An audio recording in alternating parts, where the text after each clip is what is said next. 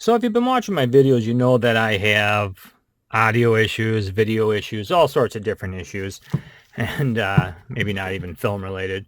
But one of the things I do is, I might have one video where it seems like I got it figured out. Next video, I don't. And one of the reasons is I'm always trying new things. Um, so I thought I'd make this video real quick. With the whole quarantine thing going on and everything, I do work during the day and everything, so I have to film these at night. I thought I'd have more time, but I don't.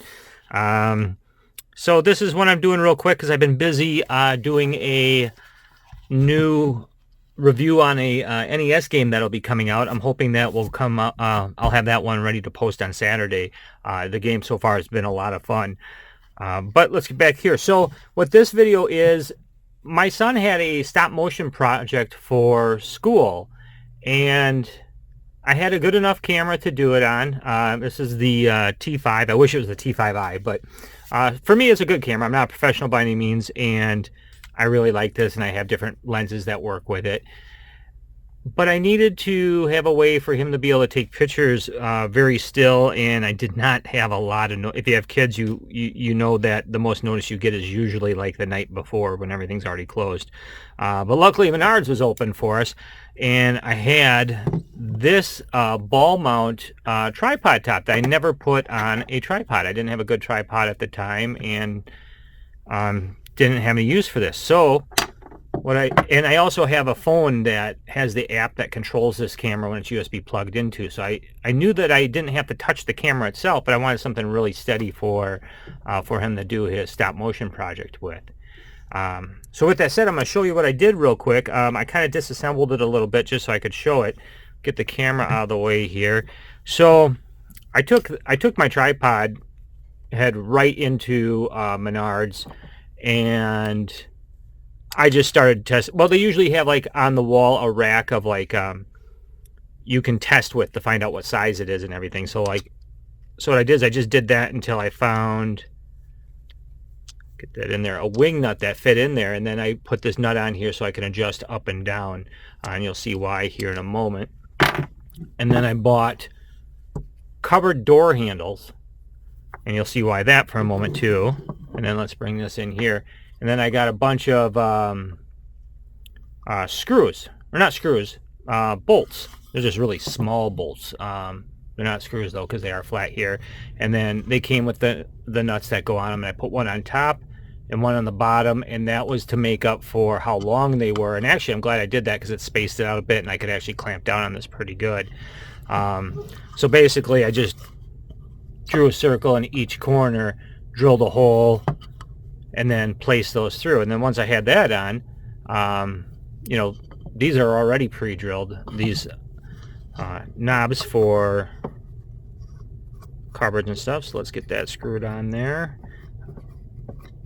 There we go. So that's on there, and you'll see that there's a little bit of play in there. But otherwise, with all four of those on there, I can set it down on there. Then what I did was I took a spade bit, and I'll put an image up on the screen here. A spade bit, though, is basically a flat chisel looking bit with a point in the middle. And what I did was, let's see, I can pop this out. I'm not worried about losing it, because once the tripod's top's in there, I glued all this stuff in, so I'm probably not going to be able to get that out. I hot glued it in just for safety's sake. Didn't really need to, but I drilled in far enough where this would be flush, and then I took a normal bit and drilled the rest of the way out. And then on the bottom, I did not do the same, and I should have, but I cheated it real quick and just hot glued another washer in there, and that was just because the wood's soft. So the knobs I bought, obviously already made. This piece of wood is in the craft area of the store. I did not have to cut this or anything. I needed something quick, so the only tools I actually used was a drill and a couple different bits. The spade bit to drill that in to recess it. I didn't necessarily have to recess it, but I wanted it to be flush, because here's the ball head here, and that I wanted that to be flush down on there. But yeah, so 3 different bit sizes. Spade bit, the bigger bit in the middle here, and then the smaller ones for the corners, whether those are quarter or something. But so that nut, and this was this turned out to be a pretty happy mistake right here. So with all of this, when this is screwed in, it does clear when it's down on the when it's on the, I can't talk today, when it's on the table or desk or surface it's on, this nut does clear, which is nice. I did not give that thought ahead of time, but I got lucky there. I wanted something though that I could grab, so it'd be easy enough to screw in there. And you'll notice that I also put this so far back, not in the center, and the reason for that is because when the camera is on here, you'll see that it's going to be about like this, and some of my lenses actually come out to here, and that's a lot of forward weight, and I didn't want this to tip over. If I don't have like the lens on at all, it can be kind of back heavy and tip this way. So I maybe should have went a little bit further, but you know, it depends on your lens mainly. And my lens I normally have on here is a little bit longer. This is just a stock lens that it came with, and a lot of times I keep that on here for, sounds weird, but almost like protection. I don't want my good lens on here to get wrecked, so I cap that off on both ends. But you got to find out where your fulcrum is, basically, your point of tilt, and work with it from there. You want to balance it. But yeah, I can push that nut up right there. I always screw backwards till I feel it's aligned, and then I'll righty-tighty, lefty-loosey it in there. And then I like to get the adjustment down. I just kind of eyeball this, because for me it doesn't really matter, but the zero line I put towards the back of where my camera is going to be. And we'll get that lined up. There we go, and then it got a nice tight fit on there, and then that's on that. And that's kind of how it looks. Here's the shoe plate here. We'll get that put on. And then if I can get that out of there. It's always hard working behind the camera.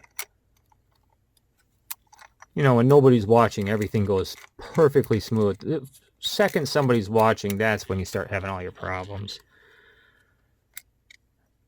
Can't imagine doing this in person. There we go. So for me, I got to line it up. You'll notice here, all cameras are different, but I want to be able to have access to my door. I used to have a hot shoe. I'm on the tripod. It sucks. I can't access that. You got to take it off. And the shoe for my tripod, unfortunately, this one won't fit on there, and that one is a little wider. There we go. Oh, apparently my camera's on. Let's turn that off. But yeah, so we'll turn this around. Slide that on its spot here, tighten that down, and then I can, nice thing about these ball heads are so nice, you know, you can move this thing all around. But for me, I just wanted to adjust it to, there we go. Let's bring this down, let's bring mine down a little bit here. So there's one thing you'll notice. I am a pretty big advocate of the tripod. I mean, I'm shaking the camera around right now, but one of the reasons I'm a big advocate of it is I don't like watching shaky videos, even though I own the URL at shakyfilms.com and shakystudios.com, but that's because of how much I shake. But yeah, you'll see here, everything's in there. You know, I got all these in here. I got to tighten that one up a little bit. I got to tighten them all up a little bit. I actually use this quite often. It's very handy. You can make very quick adjustments. I really should use this more too, because a lot of my filming issues do happen to be light. Nice thing is I'm using my cell phone here, which has a light on it. I got a light over there, and I have a light strapped up over here, and that's helping a lot more. It does make a huge difference. But this camera, even the stock lens, is a lot better than some of the lenses I use. But yeah, I just wanted to put one video up here. I know I said I was going to try to slow down on how many videos I'm posting. Maybe it's an OCD reason or something. I just feel like I got to keep getting them up though. But yeah, look out for my next video, or maybe the next video after that. Depends how the editing goes. The new NES game that's coming out, it's on Kickstarter right now. I'll get all the information out there. on the next video or two. It's been a really fun game so far, especially if you like side-scrolling Mega Man type. But yeah, so you'll see here, because of how I did that, it's not forward tipping, not too far back tipping, but it will depend on what you have. When I have my bigger lens on, it makes a much bigger difference. And you'll see here, not too hard to push it back. But that seems to be a pretty good balance. Like I said, long lens, no problems at all. But yeah, hope you liked the video. If you did, share, like. I got all these supplies at, for me, locally was Menards. But most stores sell, probably get a lot of this at, like, I don't know, Michael's, Hobby Lobby, I don't know. Like this board here it's a craft board. It's like a birdhouse board or something. It was pre-cut. These are just just knobs for a cabinet or something. And these are basic screws and everything. It wasn't hard to do. I actually even thought of maybe down the road making a wheelbase for this where I could roll it and stuff. But this little guy, for something that was just going to be for my son's project, I've gotten a lot of use out of it. So, but yeah, I hope you liked it. Leave a comment if you have any good ideas, any improvements I could do on it. That'd be fantastic. I'm always thinking of different things for it and always trying different things out until I get that one thing I like, or maybe a few different things. There's never one thing to help improve on videos. But yeah, other than that, thanks for watching, and like, share, subscribe, all that good stuff. And thanks.